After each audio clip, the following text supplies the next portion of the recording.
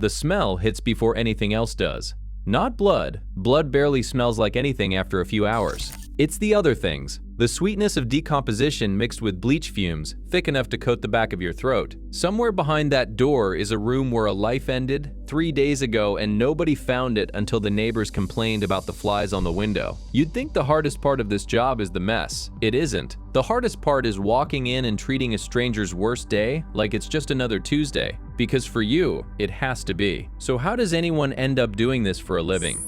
Over the next few minutes, you're going to see what actually happens after the police tape comes down and everyone else goes home. The real hourly routine, the equipment most people have never heard of, and the psychological toll nobody warns you about before you take the job. You'll see the moment that breaks most new hires within their first year, and the strange, quiet reasons the ones who survive it choose to stay.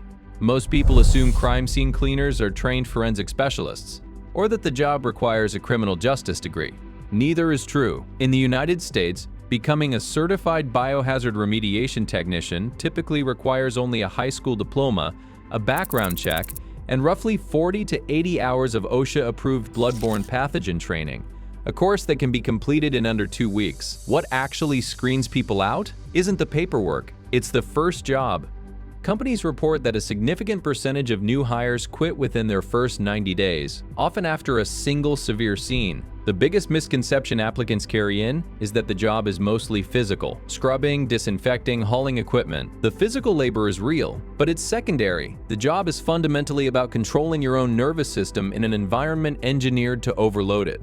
Technicians describe the first 6 months as a kind of quiet private test. Can you keep your hands steady, your breathing even, and your face neutral in a room that would send most people running?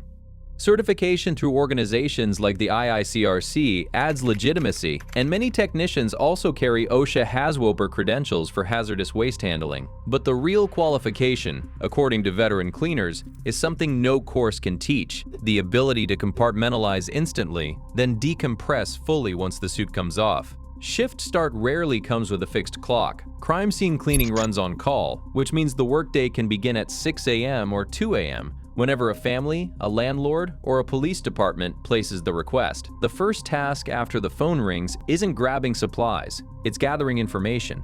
How large is the scene? How long has it been since the incident? Was there decomposition? Is the property still occupied by grieving family members upstairs? Every answer changes which equipment goes into the van. The van itself is a small mobile industrial unit.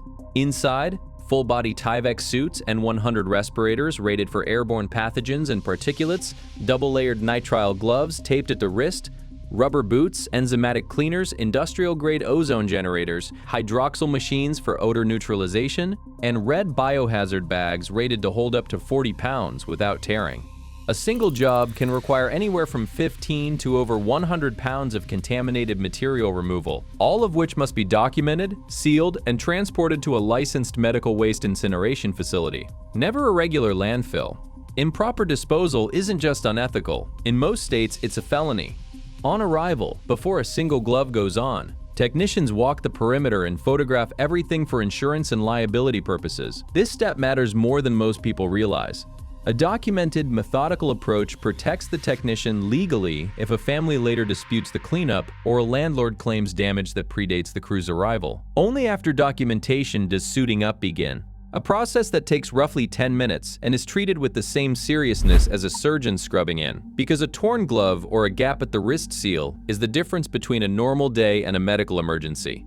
Midday work is where the technical skill separates professionals from amateurs. Blood behaves unpredictably once it's had time to set. It seeps into subflooring, grout lines, and the gaps beneath baseboards, sometimes traveling several feet from the visible stain through capillary action in wood grain. A technician's real expertise isn't cleaning what's visible, it's finding what isn't. Blacklights and specialized detection reagents reveal trace biological material invisible to the naked eye, and entire sections of drywall, carpet, or subfloor are often removed rather than cleaned, because porous materials can never be fully sanitized once bodily fluids have penetrated them. What looks to an untrained eye like overkill, tearing out perfectly good flooring, is actually the industry standard, because the goal isn't appearance, it's total pathogen elimination. Decomposition scenes add an entirely different layer of difficulty. When a death goes undiscovered for days or weeks, Particularly in warm climates, the human body releases fluids that can seep through multiple floor levels, staining ceilings in the room below. Technicians in these cases often work in full positive pressure respirators for hours at a stretch, communicating through hand signals because the mask muffles speech. One detail almost nobody outside the industry knows: the smell of advanced decomposition can embed itself in the technician's own sinuses for days afterward, a phenomenon veterans call ghost scent, triggered unexpectedly by unrelated smells.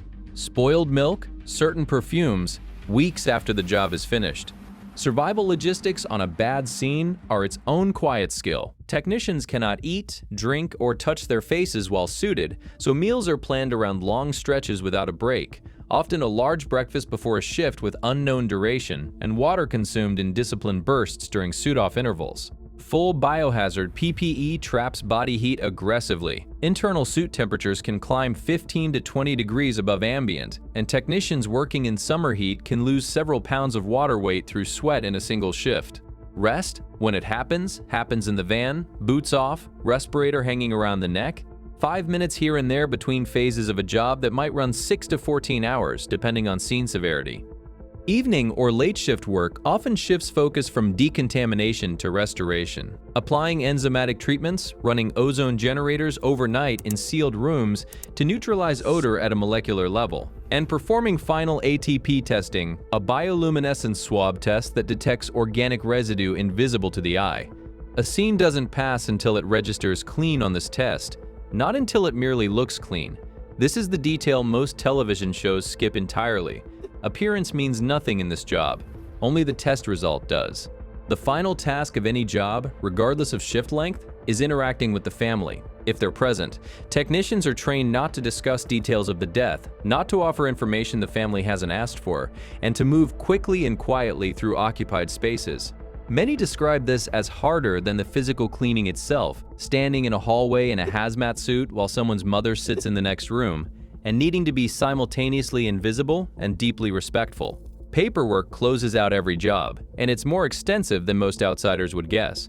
Chain of custody documentation for disposed biohazard material, before and after photographs, itemized inventories of removed flooring or furniture, and insurance claim forms can take nearly as long to complete as the physical labor itself. A missing signature or an undocumented disposal step can unravel an insurance claim a grieving family is depending on to cover thousands of dollars in restoration costs, which is why the least glamorous part of the job is treated with the same discipline as the cleaning itself. Every technician has one scene that stays with them. For one veteran cleaner with over a decade in the field, it wasn't the largest job or the goriest. It was the smallest. A call came in for an apartment where an elderly man had died alone. No family had been located yet. The unit was quiet, ordinary, dishes still in the sink, a half-finished crossword puzzle on the kitchen table. The scene itself, physically, was manageable, nothing overwhelming. But partway through the cleanup, a technician found a small stack of unsent birthday cards in a drawer. Each one addressed but never mailed, dated across 3 consecutive years. The room went silent in a way that had nothing to do with sound. Every instinct says, this isn't your grief to carry. But the job doesn't pause. The suit stays on. The hands keep working methodical, precise, because a single moment of distraction with a scalpel-sharp piece of broken glass or a contaminated surface can turn a bad day into a hospitalization. Protocol exists for exactly this moment, though nobody talks about it publicly. Technicians are trained to name the task out loud in their heads. Bag, seal, label, next surface, a kind of mental anchor that pulls focus away from the emotional weight of what they're finding and back onto the physical sequence of the job. It sounds almost too simple to work. Veterans insist it's the only thing that does. The job finished 4 hours later. The cards were bagged separately outside the biohazard stream and left for whatever family eventually claimed the apartment. The technician didn't discuss it with the crew during the drive back. Processing happened later, alone, in the specific and private way each person in this field learns to survive their own memory. This is the part outsiders rarely understand. The danger in this profession isn't only biological. Bloodborne pathogens, airborne particulates, and sharps injuries are real and constantly managed risks. But the accumulated psychological weight of hundreds of scenes like this, one is, according to most veterans, the actual reason people leave the field, not the blood. The birthday cards.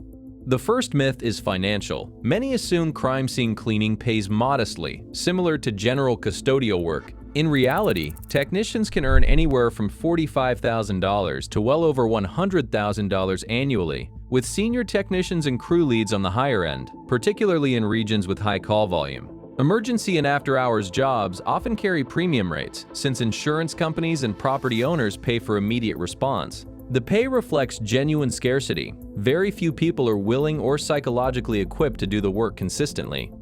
The second myth is that this job resembles what's shown on crime procedurals: clean, quick, almost forensic in its tidiness. Real remediation work is slow, physically brutal, and involves far more demolition than delicate cleaning.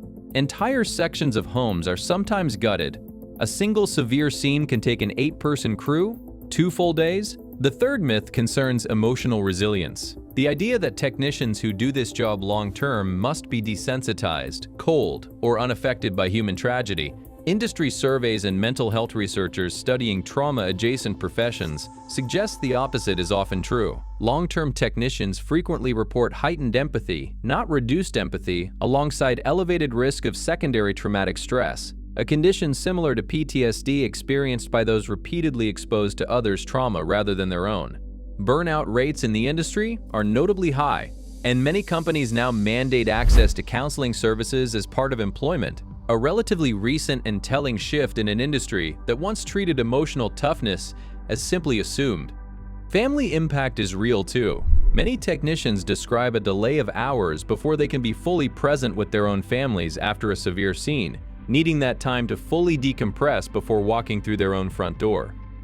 Ask most veteran technicians why they have it left, and the answer rarely involves the paycheck, even though it helps. What keeps people in this field long-term is something closer to purpose. Nearly every technician describes a specific moment early in their career, a grieving family member thanking them not for cleaning a room, but for making it possible to walk back into their own home, for sleeping in their own bed again, for not having to be the one who scrubbed the evidence of the worst day of their life off their own kitchen floor.